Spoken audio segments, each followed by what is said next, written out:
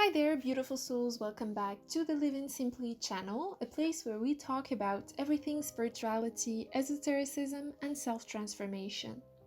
One of the goals of this podcast is to look at symbols from different cultures and traditions.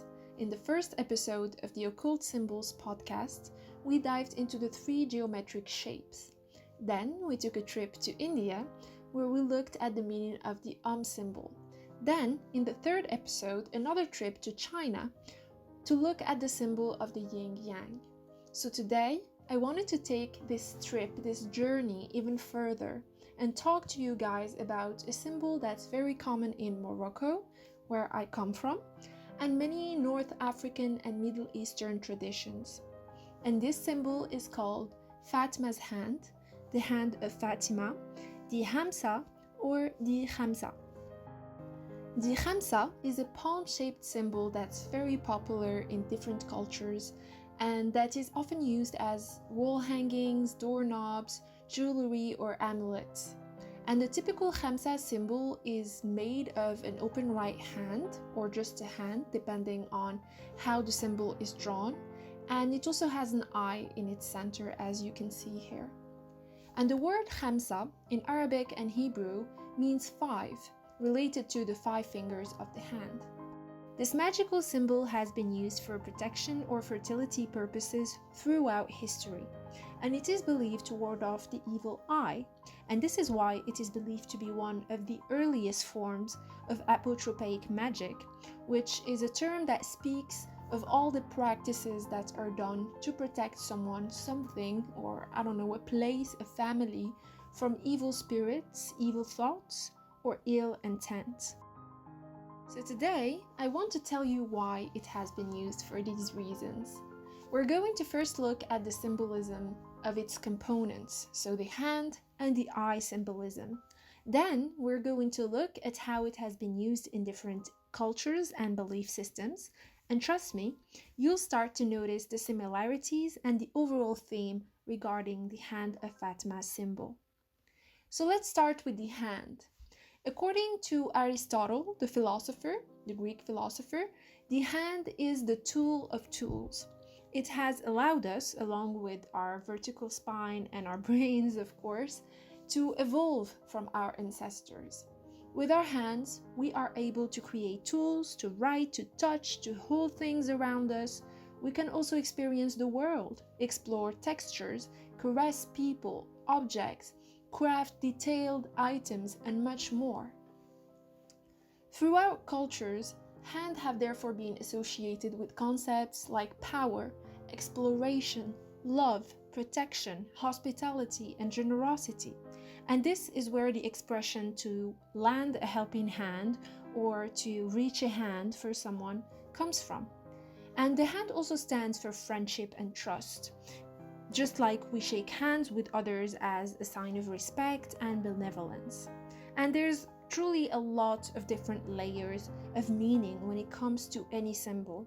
So I will stop here for now, but there's so many other facets to the hand, and one episode is not enough to cover it all, as you can imagine. But I will link a very rich article I found called The Anthropology and Social Significance of the Human Hand.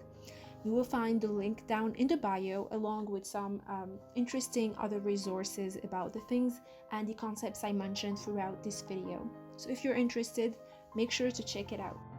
Okay, let's talk about the eye now.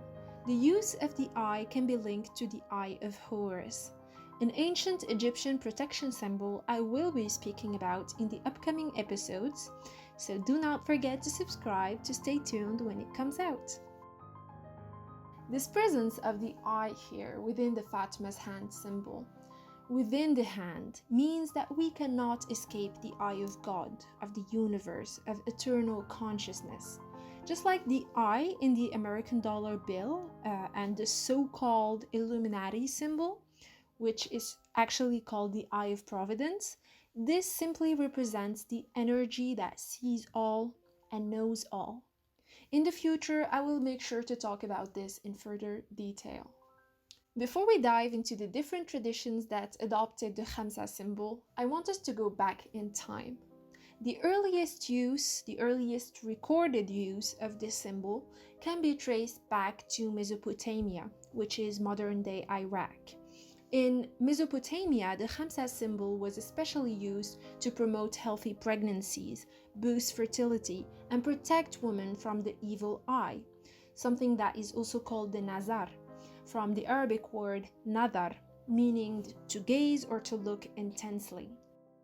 The symbol was specifically used as an amulet dedicated to a goddess called Ishtar or Inanna, both the same names of this ancient goddess who was worshipped by Sumerians, Akkadians, Babylonians, and later on Assyrians.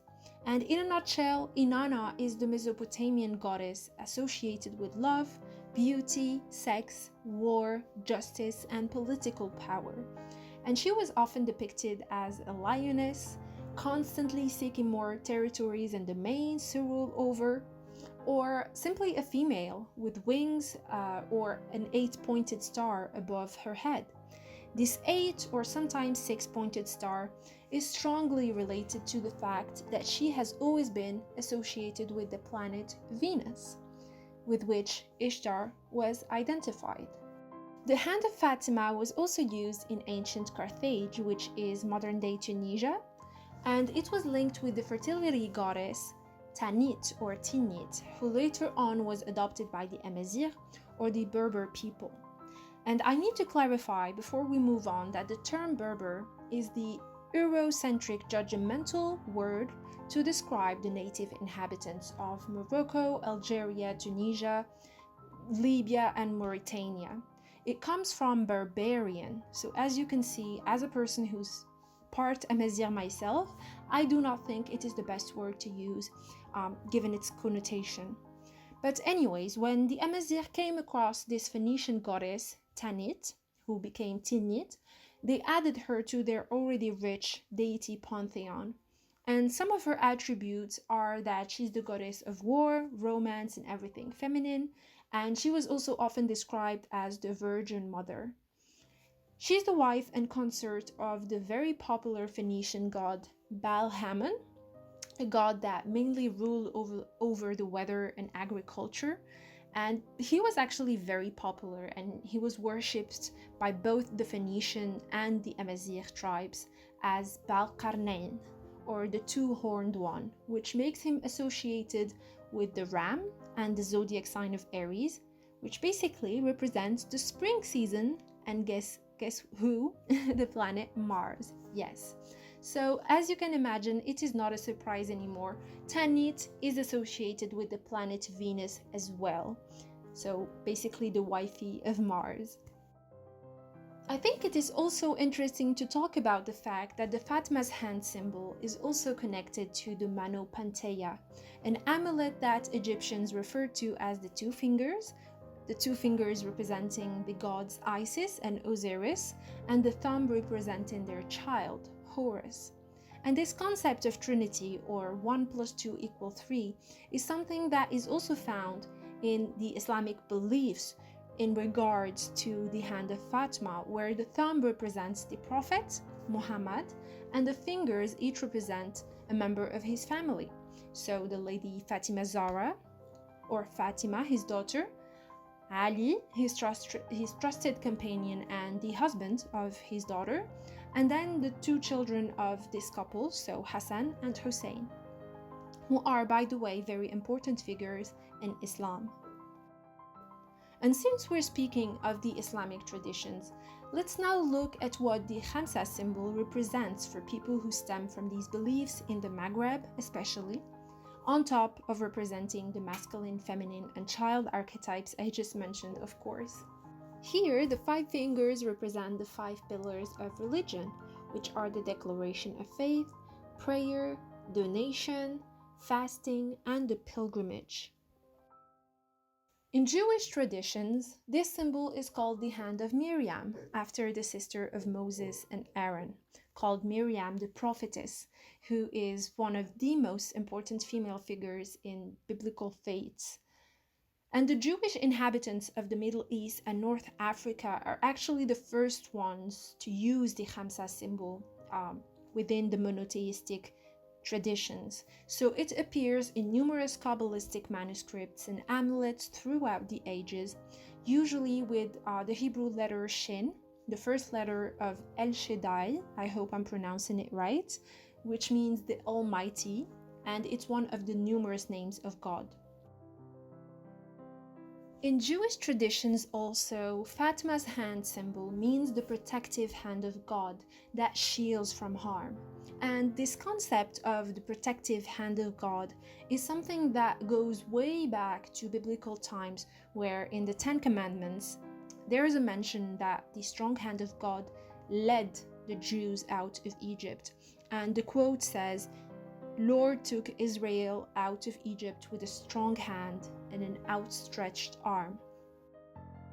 In Christianism, later on, this concept of the divine hand of God and to be touched by his blessings is something that really flourished and took off. And we can see this in the art of the late antiquity or even the Renaissance era.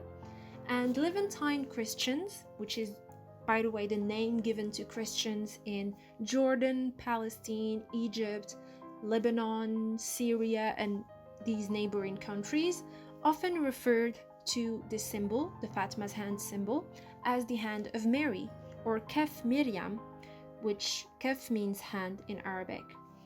And funny anecdote that I found when I was researching this podcast, 34 years after the end of the Islamic rule in Spain, what represented the Andalusia region at the time, with of course a heavy cultural, spiritual and ideological mix between the three main monotheistic religions at the time, people were using the Fatma's hand symbol so much that a committee convened by Emperor Charles V, who were all about, reclaiming the power of Christianism against Islam and even Judaism, they banned the use of the hand of Fatima symbol or any amulets or artifacts with an open right hand symbol.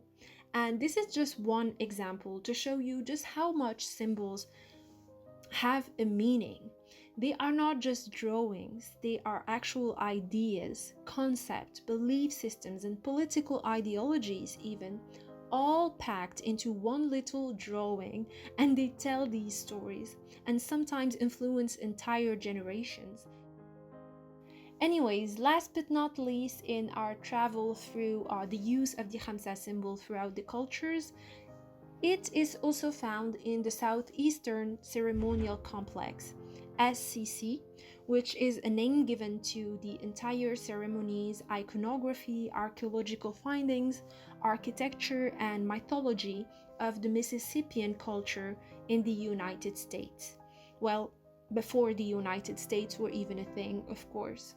So basically, across the globe, way before Sumerians, Muslims, Jews, Christians could even communicate with native Northern Americans, they didn't even know they existed, the hand and eye symbol was already a widely spread, powerful symbol that linked mankind to God or to gods.